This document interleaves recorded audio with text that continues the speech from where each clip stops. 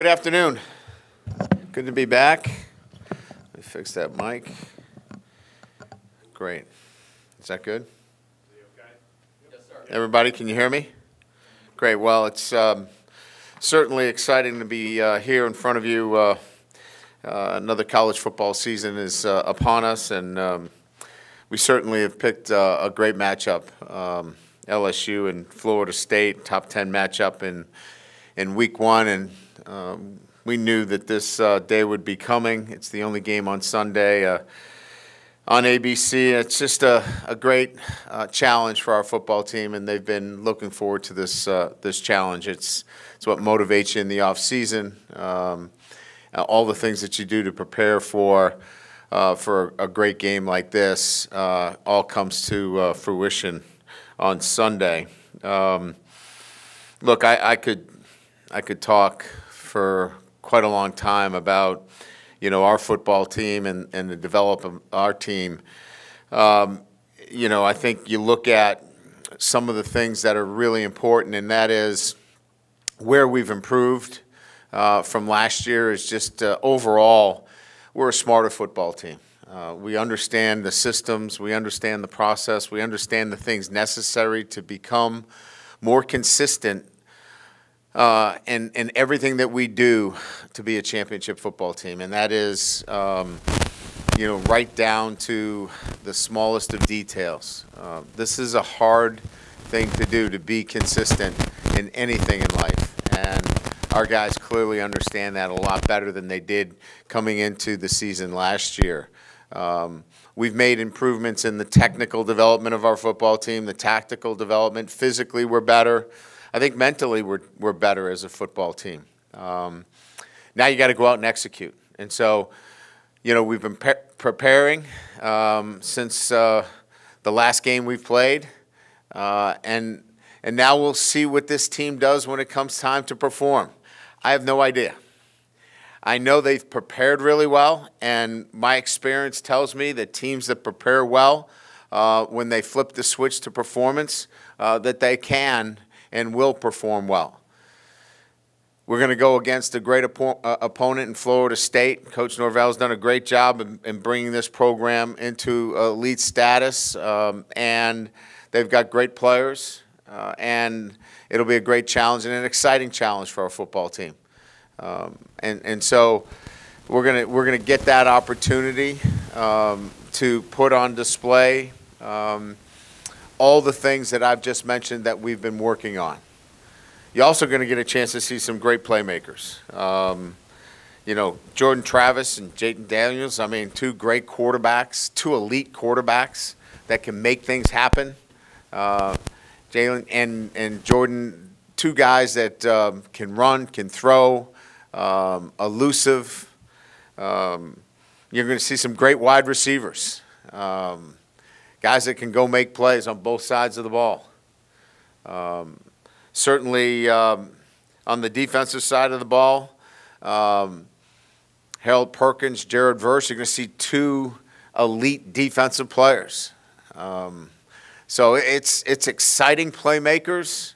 You're going to see two football teams that want to be physical at the point of attack. Two teams that want to run the football. And can run the football. So, you might be looking at two teams that mirror each other in a lot of ways. So, pretty exciting, when you talk about a top 10 matchup and two teams that are putting a lot of playmakers on the field. And the great part about it is, we're going to be very healthy from that perspective. When we announced a month or so ago about injuries, we told you we'd let you know, what that looked like. And so, we've got three guys on the injury list. Amani Goodwin will be listed as doubtful. Chemo will be listed as questionable, and Josh will be listed as probable, Josh Williams. So three guys on the injury list, and we'll have one player unavailable to us, and that's Mason Smith. So, and I think that Mason's situation has been addressed. So, exciting playmakers on the field, nationally televised game, top 10 teams, preseason, all of that. It's going to come down to, the execution of the littlest things. And as you guys know, it came down to that the last time we played. Fielding the football cleanly, executing extra points, all those things mattered, and they'll matter again in this kind of matchup. Also, a couple other things to point out that we didn't get a chance to talk about in front of us. We internally, we have a history and tradition of awarding jerseys within the program. The number 18 jersey, which signifies and exemplifies the character traits necessary for that person to wear 18. He's got to have the leadership capabilities. He's got to represent incredible traits and somebody that really is going to wear that jersey both on and off the field and representing LSU football. And that number 18 went to Mekhi Wingo. I'm really proud of him. And the number 7 jersey, we went in a little bit of a different direction. And again, I'm quite aware of the history and tradition behind number 7. Defensive backs and playmakers have worn that, and certainly respect all those that have worn it and have represented it in such a admirable way and has a great tradition and history. I'm not trying to make new history or new tradition. We just felt our playmaker this year and deserved the recognition. Even though he was an offensive lineman, we think that they're an important part. We did not want 7 to be just about a particular position. We wanted 7 to be part of our team, and we felt that playmaker was Will Campbell. So will wear number 7 as a patch on his jersey. As we know, an offensive tackle can't wear the number 7, but the spirit of the number still is about what it should be, and that is somebody that represents the jersey as a playmaker, somebody that is certainly a guy that we can count on and represents our program in a positive way. So I wanted to make sure that we talked about that. We'll be announcing captains here after practice, so we'll have captains. We'll make an announcement on that. I want to talk to our team first about captains, and then we'll get that out to you relative to our captains. Today is a day off for our football team, and they're in a recovery day today, so it's a voluntary day for them to be around the building. So from that standpoint, whether you get it today or tomorrow, it'll be imminent relative to the captains of our football team. And that's kind of the housekeeping items that I had relative to internally within the program. So, again, excited about this matchup, going back to Orlando where we played in the Cheez-It Bowl, and our guys are familiar with Florida State, obviously, have a great deal of respect for their program, and this is a team that's won 6 in a row, and again, excited to get the college football season going. So with that, we'll open it up to questions.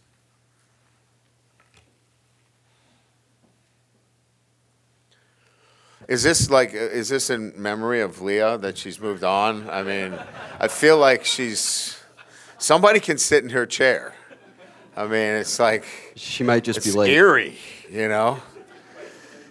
She was good, but I mean, she went to Texas. She could be late, is what I said. No, she's not late. She sent me a note and $10, so we know she's not coming back.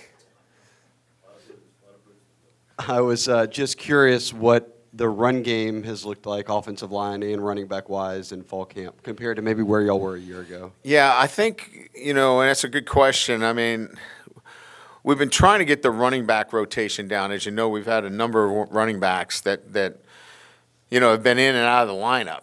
We mentioned Josh is in a really good position. Amani is not.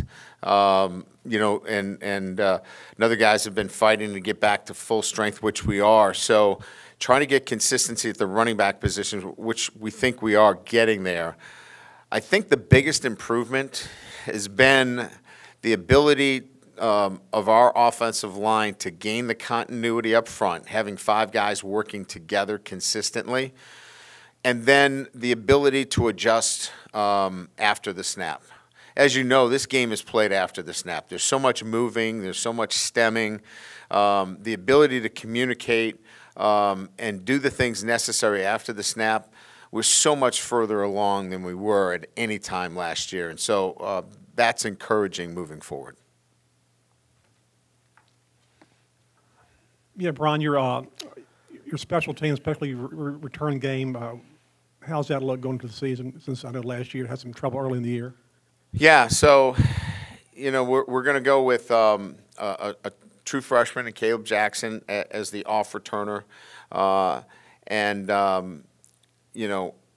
think, having, a dynamic player at the other side. Who am I missing? Who's my dynamic player? Aaron. He's pretty dynamic. He'll be the on-ball returner and our punt returner. It's just a different look back there. Now, they got to field the ball. They've got to be able to do the little things the right way. But from a special team standpoint, that's what we were looking for. Our miscues last year were evident, right? We didn't field the ball very well. But that coupled with, Damon Ramos has been outstanding, with field goals throughout camp. Jay Bramlett has been a weapon. We think special teams should and can be a positive for us and influence games. Hey, Coach, at the start of the offseason, Malik made some decisions you said you were disappointed in. From that point forward in the last 6 months or so, how has he led or bounced back from that, and what do you see out of him entering this year in a stadium where the last time we saw him he was pretty incredible? Yeah. He's matured, like you would hope that any young man, after having some adversity, would learn from that. And, I actually said to him yesterday, where he is today based upon where he was last year is night and day. And that's just the growth, being in the program, making the right choices, learning too. I mean, part of this is being, I know we use the word coachable, but coachable in life too, right? Taking, advice about how to do things on a day-to-day basis and making good choices and decisions, not only just on the football field, but off the field. And so proud of his personal growth and development, and it's going to serve him well this season. We're going to see the kind of growth that he's had off the field, on the field as well. Hey, Brian, last time we saw Sage Ryan, he was injured in the scrimmage, wasn't on the injury report. Presume he's okay, but can you give us an update on Sage? And then is the plan to keep him at cornerback or make him a little more versatile? He's going to be versatile. He's fine. Had a, and again, I hate to use terms and with the appearance that I'm trying to make them seem less than they are, but it was a stinger, but it cleared up, and he was able to get back into practice the next day. But we are going to use him both at the nickel and corner position. So he's been cross-trained. A lot of the technical work has been at corner because he knows the nickel position really well. But he's one of our fastest players. He's typically in, when we're talking about GPS speed, he's typically in the high 21 range, and he's topped out at 22. So he can run. He's smart. But I think the thing that has separated him is his ability to tackle in space. So, he's going to play to the field, and I think he gives us some great flexibility. Hey, Coach, you've talked throughout the offseason, throughout camp, about in the backfield how much of a factor experience could be. Josh Williams kind of emerged last year and has just been around the program for a while. Has he kind of become a leader in that group and just a leader in the offense? He's always been a leader. Last year, his leadership skills were on display. He does everything the right way relative to you can count on him. You know, he's a guy that you want to follow. And so a lot of the young guys, Holly and Jackson, follow him. If they stick around and do what Josh does, they're going to be in great shape. So he's continued on with that. He's an important part of what we do on a day-to-day basis and an important part of our success, yes. Hey, Brian. You talked a little bit about the continuity of the offensive line. Just a two-parter here. First, compared to last year at this time, going into game week preps, you guys, I assume you're a little better off, obviously. But if you do have your 8 or 9 together, compared to last year, if you have your 8 or 9 set, do they have enough time to make a move before now on game day? Yeah, I mean, there's not going to be much of a change. I think down the road, as we continue to move, you could see some movement within that top 6, 7.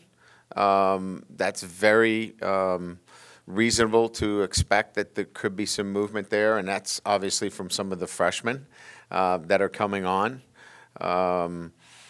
DJ Chester is getting better every day.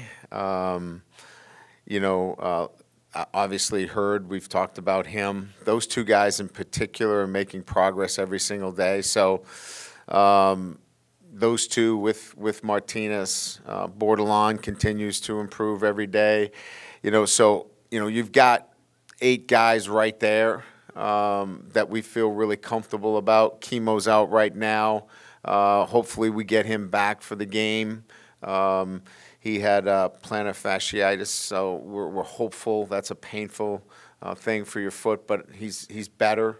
But we like what's going on there, and so typically there wouldn't be much movement, but when you're dealing with freshmen, in part of where those 8 or 9 are, there's movement every single day with those guys.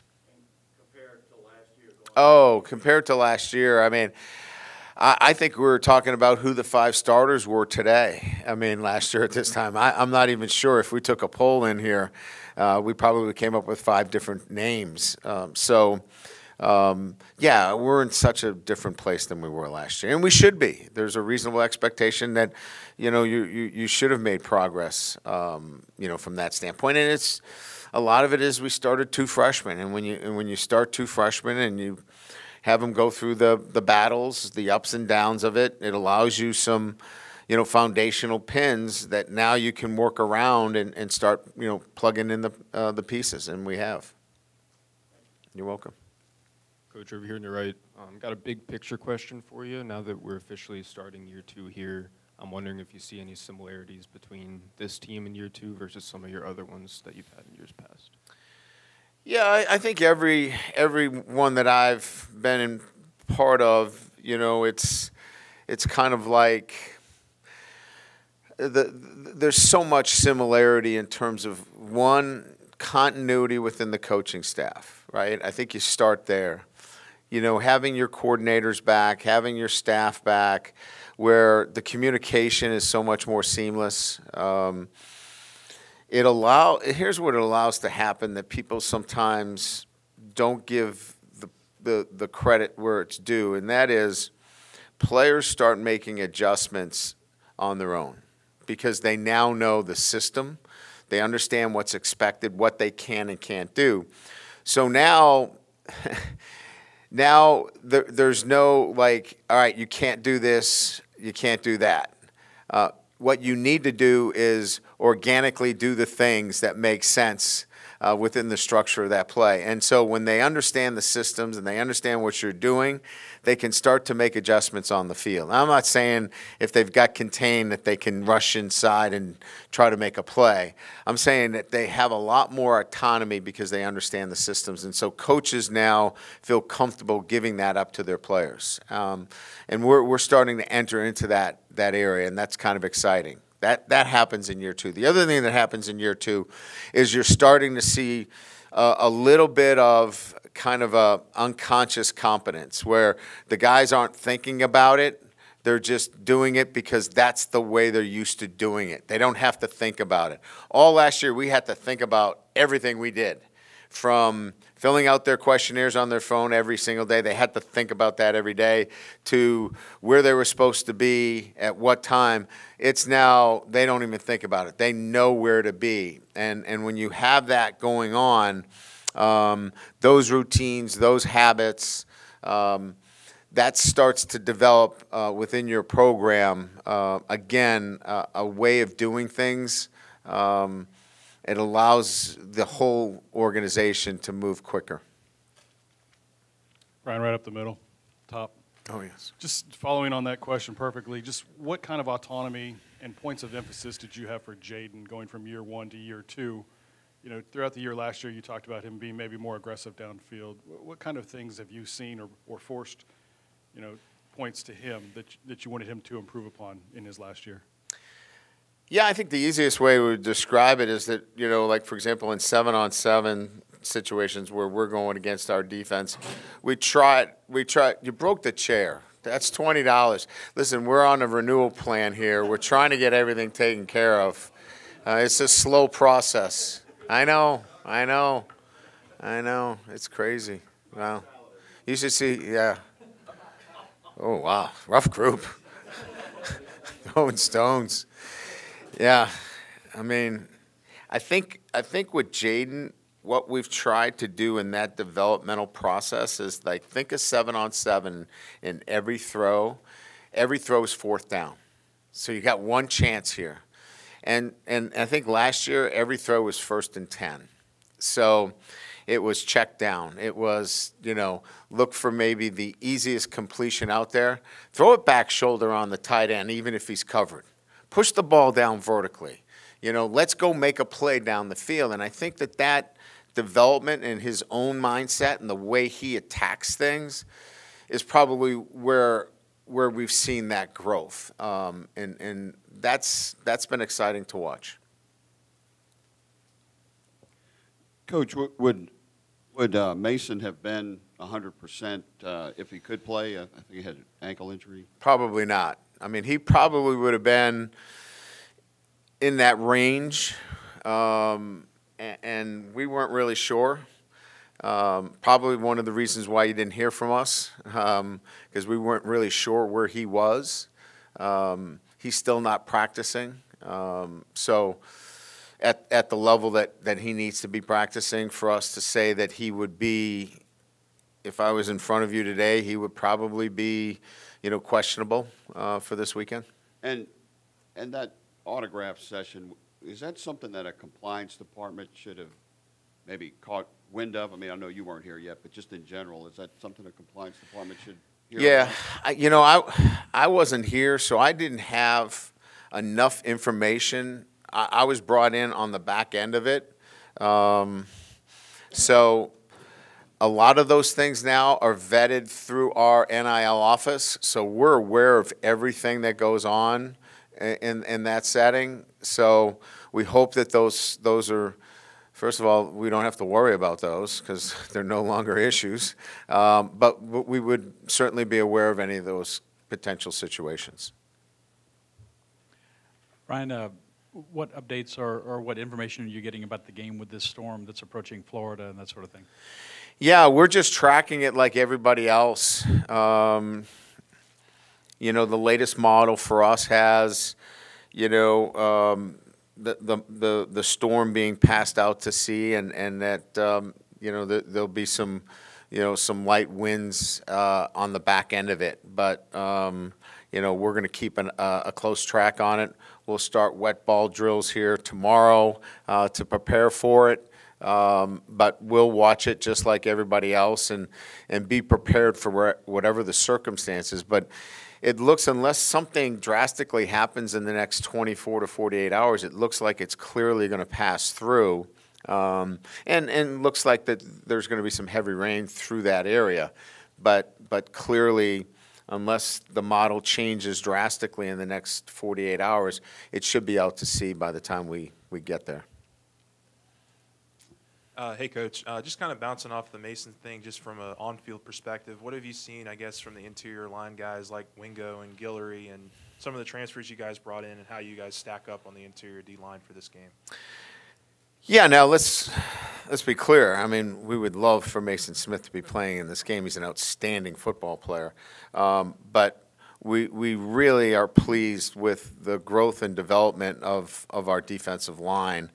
Guys that we haven't talked a lot about, Jefferson has been outstanding in camp. We think he's physical, plays really strong at the point of attack. He's got a lot of experience at playing at West Virginia, and he's going to be a really good football player. Guillory's been outstanding. He's first step quickness, is his ability to gain penetration. He's going to be a handful. And Lee has been probably one of the surprises. The transfer from Florida has probably been one of the surprises of camp for us. He didn't have a great spring. He worked harder in the weight room, and he's done a nice job, for us in terms of adding to the depth of that defensive tackle position. Ryan, you mentioned sort of mirroring with Florida State, and it seems like maybe one of the ways that y'all kind of mirror each other is the way y'all approach the transfer portal over the last few cycles. What do you think has allowed y'all to be successful in that area? And you notice anything with maybe how Florida State has gone about doing it that has worked for them as well? Well, I think, when you're talking about the transfer portal for us, it's not just about the best player available. You have to look at your roster, and if you're just taking guys and not giving them space to compete, it's hard to recruit them to that position. So, Florida State lost a lot of production at wide receiver. So they were able to make a great case for Keon Coleman. I mean, that was a great case for him to go to Florida State because of all the production lost. They looked at LSU and said, well, they got everybody coming back. That's a different recruiting pitch for us if we made that pitch compared to Florida State. I think in both our cases, we've been very strategic and very pointed on the guys that we've looked at the particular positions that we recruited and said, look, there is a spot here for you to compete and have meaningful playing time. Why did you get in the portal? That's you want to play. Well, here is a spot and an opening for you. And we're not going to guarantee you anything. You got to go earn it. But I think we've been very strategic in terms of that and the right kind of guy who we're looking for that fits this program. I think both programs have done a pretty good job there. Ryan, I'm just curious what success looks like for Harold Perkins this season. Will he still be able to attack the ball and affect the ball the way he did in the past, or will he free up some other guys? Well, I think you're going to see him make plays, all over the field. I mean, his plays came from mostly the perimeter. He's a perimeter player that, made a lot of his plays, getting after the quarterback. He's still going to get after the quarterback, but he's going to get after running backs and tight ends. And I think that's going to be exciting to watch. You're going to see a linebacker, not a pass rush specialist. And so I'm excited to watch the development of Harold Perkins into that player that can impact the game, not just coming from the edge and harassing the quarterback, but from all facets and getting the ball loose and, impacting fumbles and big plays. I think it's going to be that kind of Harold Perkins. Coach, sort of following up on Michael's question, with Harold in particular, would you guys be more willing to use him as a blitzer in a game like this when you don't have a presence like Mason Smith in the middle? No, not necessarily. I think we're going to be in really good shape internally. Mason just gives you another, dominating presence, but we feel good about the middle of our defense. Harold's going to be able to impact the game in the things that we're going to do with him. He's going to move around. You won't see him just lining up in the middle of our defense. He's going to be, where's Harold Perkins? And you're going to have to find him, and you're going to have to account for him. Just like we're going to have to account for Jared Verse. We're going to have many different ways to handle Jared Verse. We're going to have slide and tight ends and chips and doubles and all kinds of things. He's that good of a player, and they're going to have to find Harold Perkins as well. Speaking of Jared Verse, what are some of the challenges he will bring you guys offensively? Well, similar to what I said, is that you have to game plan for a player like that. So within your offensive structure, you're thinking about, okay, we're on the left hash. Where is he? Is he on the right hash? Is he on the left hash? Is he to the field? Is he to the boundary? Are we sliding that way? Are we leaving the tight end to the field? Do we have to motion? So there's a lot more that goes into, just calling a play. You have to be so much more specific. Look, you're going to lose 5 or 6 plays on an average this year, it looks like, with the clock running after first downs.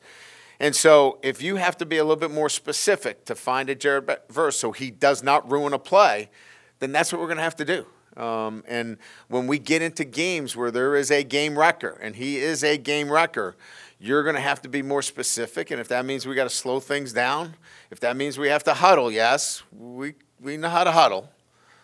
We still know how to do that. If we have to do that to communicate where those guys are, we certainly would do that too. Thank you.